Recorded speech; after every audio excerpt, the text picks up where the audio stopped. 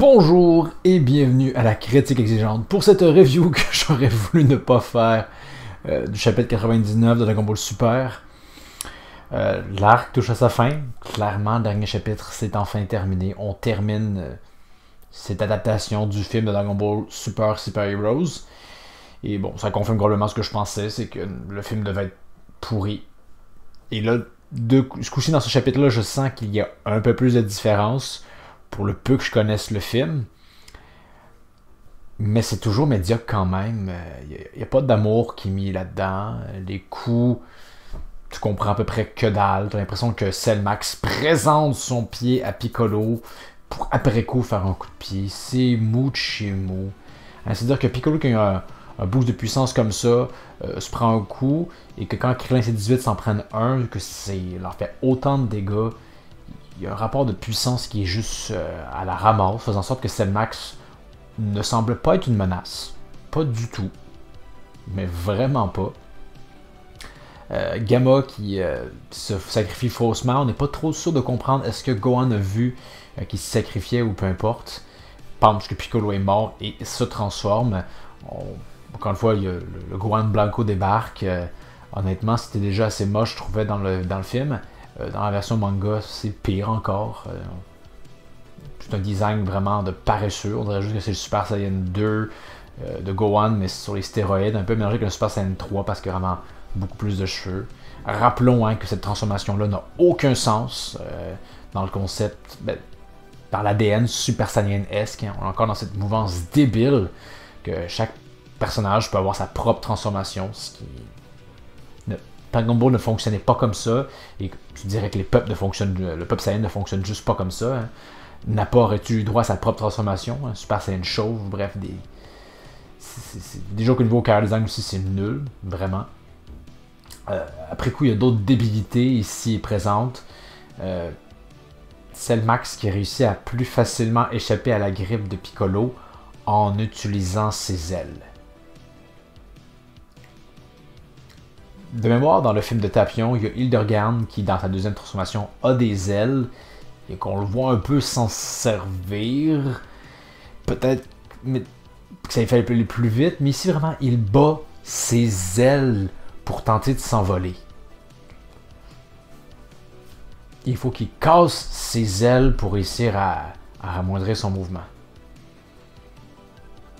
Je sais pas. C'est sûr qu'on pourrait se dire que Perfect Cell avait des ailes, peut-être pour de l'aérodynamisme, mais il ne les battait pas, et on n'a pas voulu faire un enjeu avec ses ailes qui volent.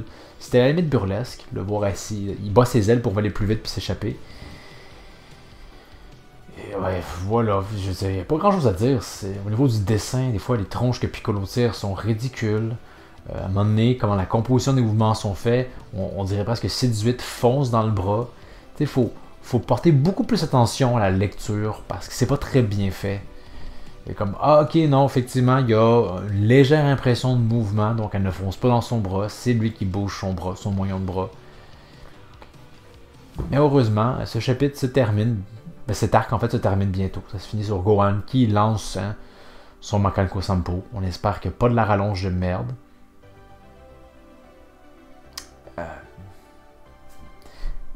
Il n'y a rien de neuf à dire. C'est les mêmes défauts depuis 7 chapitres depuis que Cellmax est libéré, et même un peu avant ça.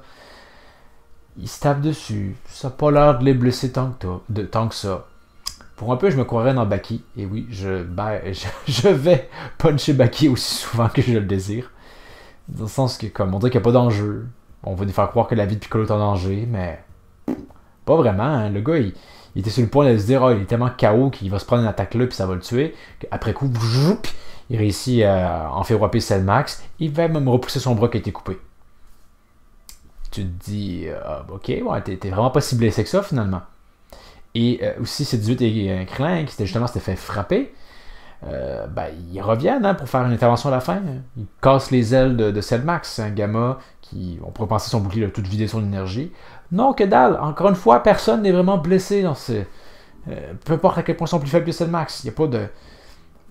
C'est beau de se dire, on veut un travail d'équipe, mais si pour y arriver, on se dit que personne... Les gens prenaient des coups, mais ils sont jamais vraiment blessés. Bref, heureusement, c'est bientôt terminé. je le redis, c'était long et pénible et je ne connaissais pas pleinement le film. Donc ceux qui ont connu le film, c'est clair qu'effectivement, ça devait être d'un ennui total. La question qu'on peut se poser, c'est sur quoi on continue? Est-ce qu'on va avoir en fait un arc qui va pré-avancer à Dragon Ball Daima? Peut-être que là, l'inverse pourrait être intéressant.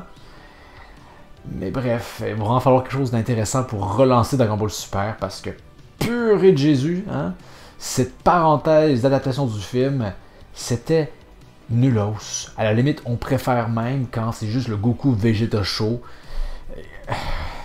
Ça me fait mal de dire ça, là, mais l'arc Granola, qui était une purge, était meilleur que cet arc-là, honnêtement.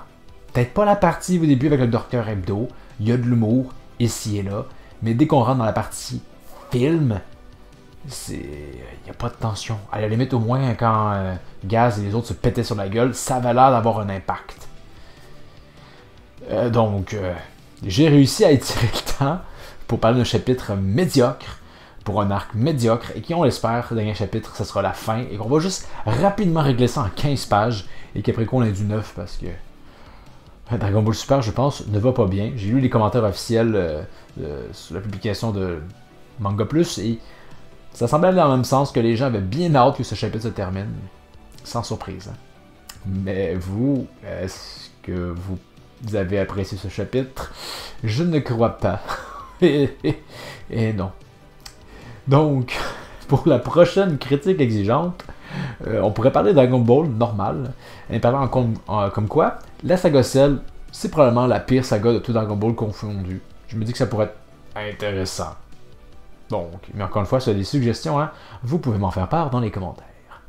Donc, merci d'avoir regardé, et n'hésitez pas à vous abonner, et je vous dis à la prochaine critique exigeante. Cette fois, tu es allé trop loin. Tu vas payer pour tout le mal que tu as fait.